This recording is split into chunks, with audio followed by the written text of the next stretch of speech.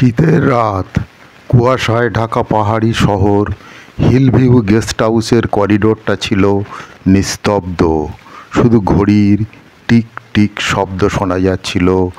Guest হাউসের 101 নম্বর কক্ষে উঠেছিলেন কলকাতার ব্যবসায়ী অভীক সেন।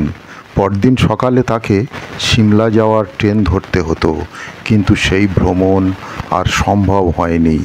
সকাল 7টা, পরিচারিকা সুনন্দা যখন কফি নিয়ে তার দরজার কড়া নাড়ল, কোনো সাড়া পেল না। বারবার ডাকাডাকির পরেও দরজা না খোলায় ম্যানেজারকে ডেকে আনা হলো। অতঃপর রুমের মাস্টার কি দিয়ে দরজা খোলা হলো। যে ভেতরে ঢুকে সবাই হতবাক। অভীক সেন মৃত, বিছানায় তার নিথর দেহ, মুখে একরকম আতঙ্কের ছাপ, শরীরে কোনো আঘাতের চিহ্ন নেই। দরজাও ভেতর থেকে বন্ধ ছিল, জানালাও শক্ত করে লাগানো। তাহলে খুন হলেন কিভাবে? স্থানীয় পুলিশ অফিসার অরিন্দম বসু এলেন। তিনি চারপাশ খুঁটিয়ে খুঁটিয়ে দেখলেন, কিন্তু কোনো ক্লু পেলেন না। ডাক্তার বললেন অভীকের মৃত্যু হয়েছে মধ্যরাতের দিকে, সম্ভবত হার্ট অ্যাটাকে, কিন্তু তার চোখের এক্সপ্রেশন বলছিল অন্য কথা, যেন তিনি মৃত্যুর আগে কিছু ভয়ঙ্কর কিছু দেখেছিলেন। রুম সার্চ করার সময় অরবিন্দ বসে পেলেন একটা সাদা কাগজের টুকরো। তাতে লেখা ছিল, আমাকে বাঁচাও, 101 নম্বর কক্ষে মৃত্যু রয়েছে। কিন্তু লেখাটি অসম্পূর্ণ। তাহলে কি অভীক নিজেই এই নোট লিখেছিলেন, নাকি কেউ তাকে সাবধান করেছিল?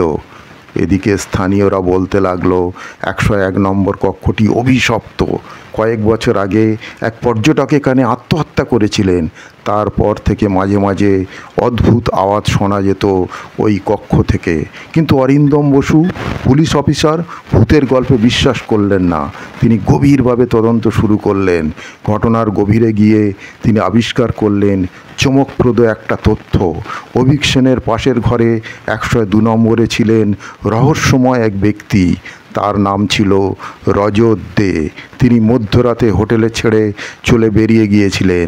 অবশেষে সিসি ফুটেজ পরীক্ষা করে ধরা পড়ল তার সত্য। রজত দে আসলে একজন পেশাদার হত্যাকারী।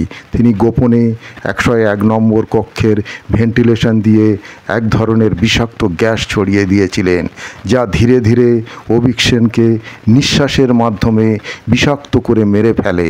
রজত দে আসলে অভীকের পুরনো ব্যবসায়ী প্রতিদ্বন্দ্বী, যে প্রতিশোধ নিতে চেয়েছিল এই হত্যার মধ্যে দিয়ে। অরিন্দম বসুর বুদ্ধিমত্তায় রহস্যের সমাধান হলো। অভিশাপ নয়, এটি ছিল ঠান্ডা মাথার এক পরিকল্পিত খুন। হিলভিউ গেস্ট হাউসের 101 নম্বর কক্ষ আবার ফাঁকা হয়ে গেল।